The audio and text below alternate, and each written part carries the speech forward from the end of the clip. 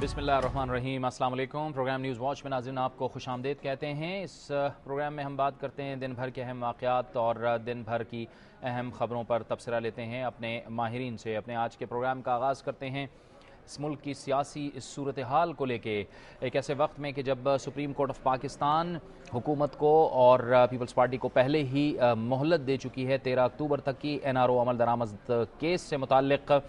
और जिस सियासी तूफ़ान की बात की जा रही थी वो सियासी तूफ़ान अब कम से कम कुछ दिन थम चुका है।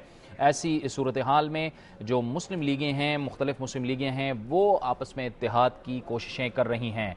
आज भी मुस्लिम लीग हम ख्याल के कई रहनुमाओं ने आपस में मुलाकातें की हैं और मुस्लिम लीग के इत्तेहाद या इंज़माम की बात की है।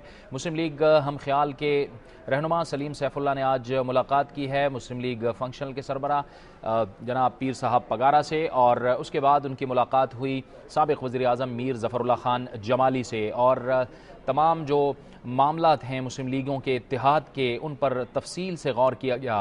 आज मुस्लिम लीग हम ख्याल और मुस्लिम लीग ज़िया ग्रुप ने भी ऑल पाकिस्तान मुस्लिम लीग में शमूलियत का फ़ैसला किया है। इसके साथ साथ ये भी कहा जा रहा है कि मुस्लिम लीग नून से भी इस इत्तेहाद में शामिल होने को कहा गया है।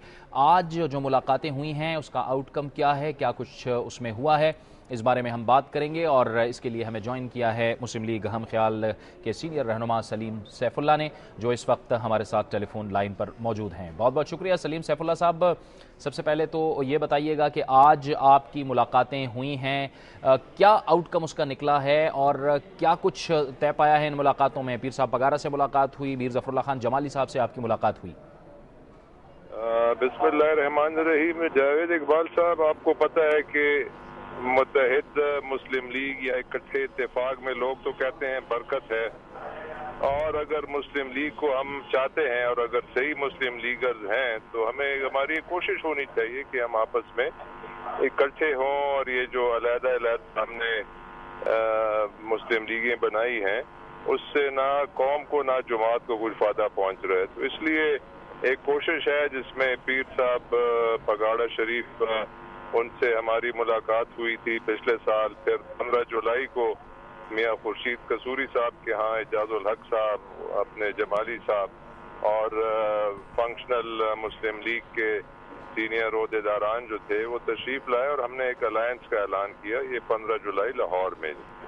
और हमने दीगर और जमातों से भी गुजारिश की मुस्लिम लीगों से कि भाई आप भी आकर इसमें शामिल हों। तो उसके बाद मुझे खुशी है कि चौधरी शुजात साहब और उनकी जो काफ मुस्लिम लीग है वो भी पीर साहब के पास आए और उन्होंने भी बल्कि मर्जर का ऐलान किया। आज पीर साहब ने कहा था कि उनके साथ तो अलायंस नहीं, उन्होंने अपनी जमात मर्ज कर दी है फंक्शनल मुस्लिम लीग में। तो ये एक अच्छा शगुन है, अगर सब इकट्ठे हों तो हमारी जो जमात है वो उसे हम चार चांद लगाने में कामयाब हो सकते हैं। और जमाली साहब चूंकि हमारे वजीर आजम रहे हैं, पुराने मुस्लिम लीगर हैं, उनकी रहनुमाई भी हमें हासिल है और उनका भी बड़ा पस पर्दा इसमें किरदार रहा है सबको इकट्ठे करने में। ये एक अच्छी पेशरफ्त है, इसको अच्छी नज़र से देखना चाहिए। 5 मरतबा लोग अजीब से सवालात करना शुरू कर देते हैं कि जी ये कौन सी गुफ्त है, क्यों कर रहे हैं, किसके मुखालिफ कर रहे हैं, किसकी अगेंस्ट कर रहे हैं। भाई तो ये मुस्लिम लीग, हम समझते हैं हमारा फर्ज है कि इसको हम किसी के खिलाफ हम नहीं कर रहे हैं। ये हम तो चाहते हैं अपनी जमात को मजबूत करें और पाकिस्तान की खिदमत करें। जी देखिए, अच्छा, इस इत्तेहाद से मुताल्लिक सलीम सैफुल्लाह साहब, नून से भी राब्ता किया गया है, वहाँ से आपको क्या इशारे मिले हैं? देखिए, मियाँ साहब भी मुस्लिम लीग के सरबराह की हैसियत से 2 मरतबा वजीर आला भी बने पंजाब के, 2 मरतबा वो वजीर आजम भी मुस्लिम लीग के सरबराह की हैसियत से बने। तो उनका पे भी ये फर्ज बनता है कि अगर सारी मुस्लिम लीग इकट्ठी हो रही है और एक मुत्तहिदा मुस्लिम लीग हो रही है तो उनका भी ये फर्ज है कि वो इसमें हम ना किसी के खिलाफ कर रहे हैं ना किसी के हक में कर रहे हैं, सिर्फ पाकिस्तान मुस्लिम लीग को मुत्तहिद देखना चाहते हैं। तो उसमें मियाँ साहब को भी हमारी तो उनसे पहले भी मैंने गुजारिश ज़ाती भी की थी, अखबार के जरिए भी की है, आज आपके प्रोग्राम के जरिए फिर करता हूँ कि उन्हें भी इसमें कम अज कम बैठ कर بات چیت کرنی چاہیے، اور ہو سکتا ہے کہ اس میں ان کی بھی بہتری اور ملک کی اور مسلم لیگ کی بھی بہتری۔ اگر نون کی طرف سے یہ بات سامنے آئے کہ پہلے آپ سب لوگ نواز شریف کو قائد تسلیم کریں، ان کو لیڈر مانیں، اور اس کے بعد پھر اتحاد بنائیں گے، کچھ اس قسم کی کوئی اشارے، کوئی بات تو آپ تک نہیں پہنچی؟ نہیں جی، فی الحال تو نہیں آئی ہے، لیکن دیکھیں جب سب اکٹھے ہوں گے اور جو اکثریت اسے چاہے گی، ہو سکتا ہے اکثریت میاں صاحب کو چاہے، ہو سکتا ہے اکثریت ظفر اللہ خان جمالی کو چاہے، جو بھی ہو وہ صدر ہو جائے گا جو اکثریت جس کے پاس ہو۔ اور اس میں اب میں اس وقت کہہ دوں کہ نہیں جی وہ ہوں گے، میرے خیال میں ہمیں غیر مشروط طور پہ سب کو اکٹھا ہونا چاہیے، اور یقیناً میاں صاحب مسلم لیگ میں قداور شخصیت ہیں، 2 مرتبہ جیسے میں نے گزارش کی وزیر اعظم رہ چکے ہیں، ان کا ایک مقام ہے، تو یقیناً مسلم لیگی جب اکٹھے ہوں گے تو اس میں یہ بھی ہو سکتا ہے کہ ان کو سربراہ بنایا جائے۔ دیکھیں جی اس اسمبلی میں بھی اگر آپ دیکھیں پیپل پارٹی کے اگر 126-27 ممبر ہیں تو متحدہ مسلم لیگ سب کو ملائیں تو 150 ممبر ہیں جی۔ آج بھی اس پارلیمنٹ میں بھی اکثریت مسلم لیگ کی ہے، تو اگر ہم سب اکٹھے ہوں گے تو اس کے تو آپ کو پتہ ہے کہ پاکستان کی سیاست سے مثبت اثرات مرتب ہوں گے انشاءاللہ جی۔ یہ بہت بہت شکریہ سلیم سیف اللہ صاحب آپ کا۔ سلیم سیف اللہ ہم سے گفتگو کر رہے تھے، اور ان کا یہ کہنا تھا کہ ہم نے مسلم لیگ نون سے بھی رابطہ کیا ہے، اور اس پروگرام کی وجاہت سے ایک بار پھر مسلم لیگ نون سے ہم رابطہ کرتے ہیں۔ مسلم لیگ نون کا اس پر موقف کیا ہے، اس بارے میں ہم بات کریں گے، اور اس کے لیے ہمیں جوائن کیا ہے ٹیلی فون لائن پر مسلم لیگ نون کے سینئر رہنما احسن اقبال نے۔ بہت بہت شکریہ احسن اقبال صاحب، آپ سے رابطہ کیا جا رہا ہے، پہلے بھی آپ سے رابطہ کیا گیا ہے، اب دوبارہ آپ سے رابطہ کیا جا رہا ہے، یہ تمام مسلم لیگیں اکٹھی ہو رہی ہیں، آپ کا کیا موقف ہے اس پر؟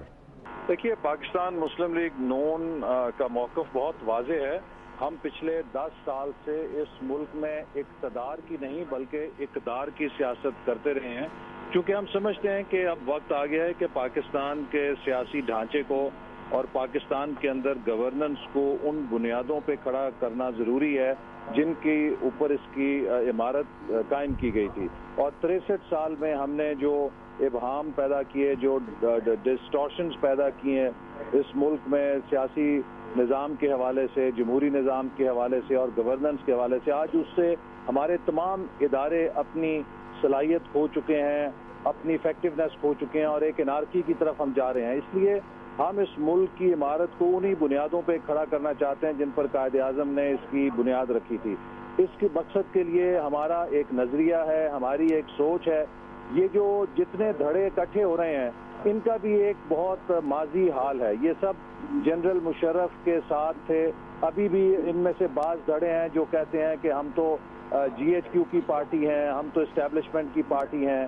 اس حوالے سے ہمارا جو نقطہ نظر ہے وہ بہت واضح ہے۔ ہم سمجھتے ہیں کہ جمہوریت جو ہے وہ پاکستان کے عوام کی امنگوں کے مطابق ہونی چاہیے، لہذا جب تک یہ واضح نہیں ہو جاتا کہ کیا یہ تمام جماعتیں جو اکٹھی ہو رہی ہیں یہ کوئی ایک نئی مشرف حمایت تحریک ہے یا یہ کوئی ایک سیاسی جماعتوں کا ادغام ہے جن کا کوئی ایجنڈا ہے، جن کا کوئی نظریہ ہے۔ اچھا احسن صاحب، لیکن اصلاح احوال کی تو ہمیشہ گنجائش رہتی ہے، جیسے آپ تحفظات کا کہہ رہے ہیں، اگر یہ تحفظات حل ہو جاتے ہیں اور کچھ ٹھوس مثبت چیزیں آپ کے سامنے آتی ہیں تو پھر آپ سمجھتے ہیں کہ آپ کے نقطہ نظر میں کوئی تبدیلی آنے کا امکان ہو سکتا ہے؟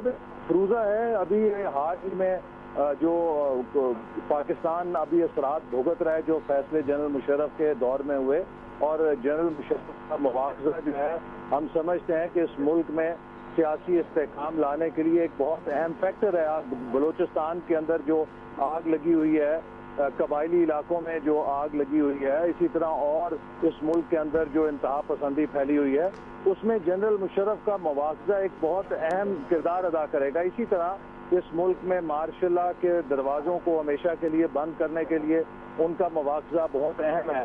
ان جماعتوں کا اس حوالے سے کیا موقف ہے، جب تک یہ بات واضح نہیں ہوتی ہے، میں صرف ایک نقطے پہ آپ کو بتا رہا ہوں کہ ایک بنیادی اختلاف ہے. بہت بہت شکریہ احسن اقبال صاحب، مسلم لیگ نون کے سینئر رہنما ہم سے گفتگو کر رہے تھے. وقت وہ چاہتا ہے ایک بریک کا، اور بریک کے بعد ذکر ہوگا کہ گزشتہ 2 سال میں 50 ارب 85 کروڑ روپے کے مختلف بینکوں اور مالیاتی اداروں نے قرضے معاف کیے. کیوں؟ اس کا خود نوٹس لیا ہے سپریم کورٹ آف پاکستان نے. اس کا ذکر کریں گے ایک بریک کے بعد.